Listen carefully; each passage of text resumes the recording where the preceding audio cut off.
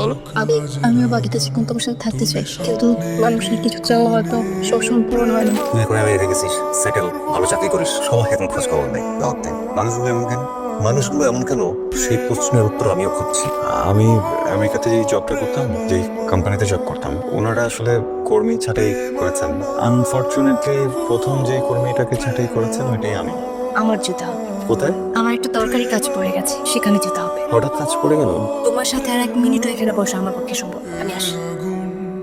তুই আমেরিকা যাওয়ার আগে আমাদের আত্মীয় স্বজন কেউ আমাদের পাত্তা দিত না। তুই এখন আমেরিকা গেছিস, সেটেল, ভালো চাকরি করিস, সবাই এখন খোঁজ খবর নাই। দাওয়াতে মানুষগুলো এমন কেন? মানুষগুলো এমন কেন? সেই প্রশ্নের উত্তর আমিও খুঁজছি। এটা আমার কাছে উত্তর নেই। আমি শুধু জানি মানুষগুলো এমন। আমি যখন বাংলাদেশ ব্যাংকে চাকরি করতাম, আমাদের বাড়ি ভর্তি আত্মীয় স্বজন বন্ধু বান্ধব থাকতো। রিটায়ারমেন্টে গেলাম, বাড়ি ফাঁকা। আবার তুই আমেরিকায় গেলি, ভালো চাকরি করছিস, এখন সব আত্মীয় স্বজন খবর নিচ্ছে।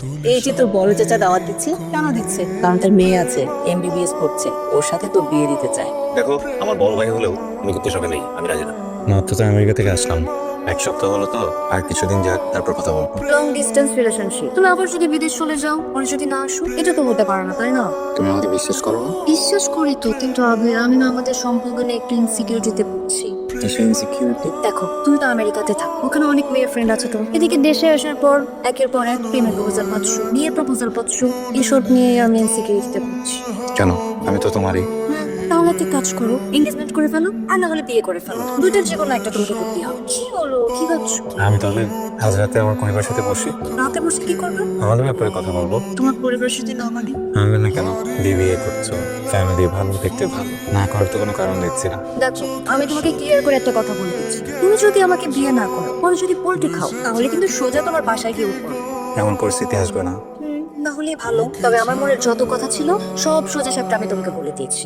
এখন বাকিটা তোমার উপর নির্ভর করে। বিয়ে করবো, যখন সময় হবে বিয়ে করবো, বিয়ে করলে তোমাকে করবো। কথায় না, কাজে প্রমাণ করে দেখো। কি হয়েছে তোমার আজকে? শোন, মেজাজও বলেছে, আমি সবকিছু বুঝাচ্ছি, সবকিছু মাথায় নিয়েছি। এখন কি খাবা ভালো অর্ডার করে? যে পরিবারে বিয়ের প্রস্তাব আসা শুরু করেছে, এটা তো সাধারণত মেয়েদের আসে। আমি আসলে দিন দিন নার্ভাস হয়ে যাচ্ছি। একটা কথা বলার আছে, যদি কিছু মনে করে বলবো। বল। আমি একটা মেয়েকে পছন্দ করি। মানে কি আমেরিকা থাকে নাকি? না না, টেনশনে কিছু নেই। বাংলাদেশি, একদম প্রপার বাংলাদেশি। এখানেই থাকে, এখানেই বড় হয়েছে। আমি যখন বিদেশে গেলাম, তখন আমাদের অনলাইনে পরিচয়। আস্তে আস্তে কথা বলতে বলতে সব কথা বাড়লো। 2 বছর হয়ে গেছে আমরা কথা বলি। একসাথে থেকেই মানুষ মানুষকে চিনতে পারে না, আর তুই 2 বছর কথা বলি তাও অনলাইনে, এতে প্রেমে পড়ে গেলি, চিনে গেলি। মা, আমি তোমার পেট থেকে হয়েছি। ঠিক আছে, তুমি আমার একমাত্র সন্তান, আমি বলবো মেয়েটাকে একটু বাঁচিয়ে দেখ। তোমার পরিবার কি আমার কথা মেনে নেয়নি? বলছো না কেন? কিছু তো বলো। ভাষায় কথাই বলতে পারিনি। কেন? কিভাবে যে বলবো সেটাই বুঝতে পারছি না। আমি আমেরিকাতে যে জবটা করতাম, যেই কোম্পানিতে জব করতাম, ওনারা আসলে কর্মী ছাঁটাই করেছেন। আবে, এখন তুমি আবার বলো না যে সেই কর্মীদের মধ্যে তুমি একজন, তোমাকেও ছাঁটাই করেছে। আনফরচুনেটলি প্রথম যে কর্মীটাকে ছাঁটাই করেছেন ওইটাই আমি। তাহলে তুমি অন্য একটা কোম্পানিতে চাকরি নিয়ে নাও, তাই তো হয়ে যায়। সম্ভব না, আমি তো বাংলাদেশের নাগরিক। ওখানে আমাদের জন্য ব্যাক টু ব্যাক জব পাওয়া একটু tough। তার মানে তুমি কি বলতে চাচ্ছ, তুমি আর আমেরিকায় যেতে পারবে না? পারবো, যেই কাজ করতে হবে গেলে সেটা করতে চাচ্ছি না, তাই ভেবেছি যাব না। যাবে না মানে? তুমি সত্যি যাবে না? সত্যি বলছি যাব না। মানে তুমি শিওর যাবে না? 100% শিওর আমি যাব না। আমার যেতে হবে। কোথায়? আমার একটা দরকারি কাজ পড়ে গেছে, সেখানে যেতে হবে। হঠাৎ কাজ পড়ে গেল? তোমার সাথে আর 1 মিনিট এখানে বসা আমার পক্ষে সম্ভব। আমি আসি। আমাকে অ্যাটলিস্ট একটু সান্ত্বনা দিয়ে যাবে নাকি? ভিসা কিন্তু এখনো আছে। বাবা, গার্লফ্রেন্ডের সাথে যে নাটকটা করলি, তারপর কি হলো? যেটা তুমি ভেবেছিলে সেটাই হয়েছে। গায়েব। গত 7 দিন ধরে ফোনে পাচ্ছি না, সোশ্যাল মিডিয়াতে পাচ্ছি না। আমি ভেবেছিলাম আমাকে মনে হয় ব্লক করেছে, পরে বুঝতে পেলাম তো ব্লক করেনি, আতঙ্কে আইডি ডিঅ্যাক্টিভেট করেছে। আমি আসলে কাউকে বুঝতে দিচ্ছি না যে আমার মনটা ভালো নেই। কারণ এমনটা করে আমার হৃদয়ে একটা ভালো রকমের ক্ষতই যোগ করেছে। এসব প্রেম ভালোবাসে আমি আর নেই। অজিতা, তুমি কেমন আছো? সরি, ভুল প্রশ্ন করে ফেললাম। প্রিয় প্রাক্তন, কেমন আছো তুমি? এই তো ভালো আছি। সংসার কেমন যাচ্ছে? ইঞ্জিনিয়ার সাহেবের কি অবস্থা? বিয়েটা হয়ে গেল না? আমি তো বিয়ে করিনি। বিয়ে পড়া নেই তুমি না? ওই ছেলেটার জন্য আমাকে ছেড়ে না, মানে ছেলেটা ভালো ছিল, এত ভালো ক্যারিয়ার সেটেল। আমি তো শুরুতে ভেবেছিলাম যে অনেক অভিমান ধরে থাকবো, মন খারাপ করে কত মনে পর। পরে না আস্তে আস্তে বুঝলাম আমি একটা বেকার ছেলে ছিলাম। একটা বেকার মানুষের কাছে কে বা কিসের মেয়ে দিতে চাবে, বা কোন মেয়ে সেখানে জীবন গোছাতে যাবে বলো? তোমার যে অন্য কেউ হলেও হয়তো এটাই করতো, কিন্তু এত কিছুর পর বিয়েটাই হলো না।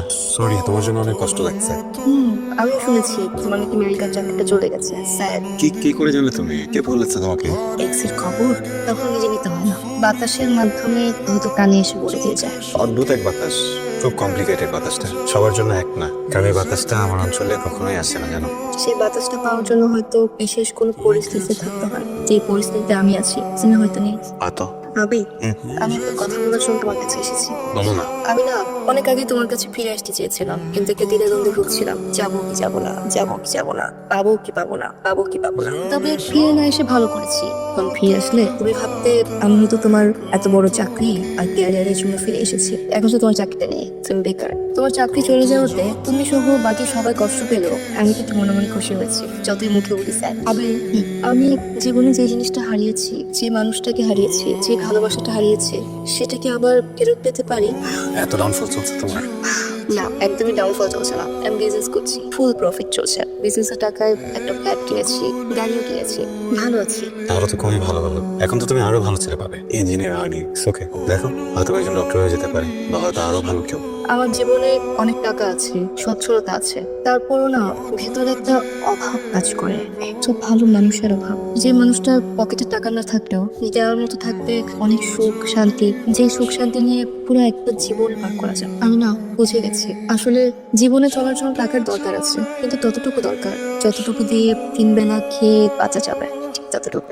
সুখটা আসলে অন্য জায়গায় দোকান, আমার সুখটা তোমার মাঝে দোকান। আমি আমার ইচ্ছেটা বললাম, সিদ্ধান্ত তোমার। প্রবলেম কি? বাস স্ট্যান্ডের দাঁড়িয়ে আছো কেন? আমাকে কি এবারের মতো মাফ করা যায় প্লিজ?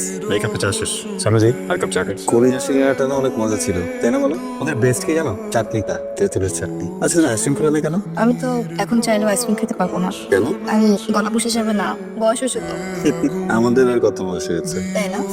আমাকে তো এখন ভূতের মতো লাগে, একটা পেটের মতো লাগে। জি, সুন্দর পেতনির মতো লাগে। কি হয়েছে তোমার? আজকে তো প্রশংসা করছো যে, ফল করেছো নাকি? না, দেখো আকাশে প্রত্যেকদিন চাঁদ ওঠে, চাঁদ যখন তার জ্যোৎস্না ছড়ায় তখন গোটা পৃথিবী সেই চাঁদের প্রশংসা করে। এর মানে কি এই যে গোটা পৃথিবী চাঁদের প্রেমে পড়েছে? তো জনাব, আমাদের সম্পর্কটা এখন কোন স্টেজে আছে? Final stage, never ending stage, friendship. Hi রে, এক্স এর সাথে এখন ফ্রেন্ডশিপ, এটাই আমার কথা। তোমার আমার ফ্রেন্ড হিসেবে মেনে নিতে আপত্তি নেই তো? আমি কিন্তু বেকার। প্রবলেম থাকার স্টেজে তো নেই এখনো, তাই না? এভাবে বলে না সেটা। তুমি এত সুন্দর একটা মানুষ, যে ছেলের দিকে আঙুল দেখাবে সেই ছেলে তোমাকে বিয়ে করবে। কিন্তু তোমাকে তো পাবো না জনাব। না, আমাকে তো আর পাবে না। আমাকে কিভাবে পাবে বলো? আমি তো ফ্রেন্ড। আর শোনো, চান্স চলে যাবে না, ওকে? আচ্ছা আবে, তুমি আমাকে আবার কিভাবে বিশ্বাস করলে? আমি যখন আমেরিকায় গেলাম, একটা মেয়ের সাথে কথা শুরু হলো। খুব কথা বলতে বলতে সে সম্পর্ক করে আস্তে করে প্রেম হলো। ও দেশেই থাকতো, লং ডিস্টেন্স।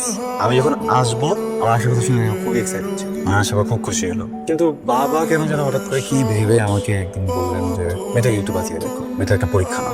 মেয়েটাকে গিয়ে বললাম আমি তো এখন বেকার, আমেরিকার চাকরিতে চলে গেছে। ওই একই কথা কিছু আত্মীয় স্বজনদেরকে বলেছি। কথা বলার পর দিন থেকে এখন পর্যন্ত কারোর কোনো খবরই নেই, ওকে খুঁজেই পাওয়া যায় না। কিন্তু একটা বিষয় কি জানো, এতগুলো পরীক্ষার মাঝে একটা মানুষের পরীক্ষা আমি নিতে চাই, কিন্তু সেই মানুষটা পরীক্ষা না দিয়েও কিভাবে যেন পরীক্ষায় পাশ করলো। মানুষটা তুমি। আমার বাচ্চা জীবন তোমার সাথে কাটাতে চাই, থাকতে আমার সাথে। কি হলো বলো? আমি বাকিটা জীবন তোমার সাথে থাকতে চাই, কিন্তু মানুষের কিছু চাওয়া হয়তো সবসময় পূরণ হয় না। করুন, কি হয়েছে তোমার? অদ্রিতা কাচ্চ। অদ্রি প্লিজ, কোনো সমস্যা?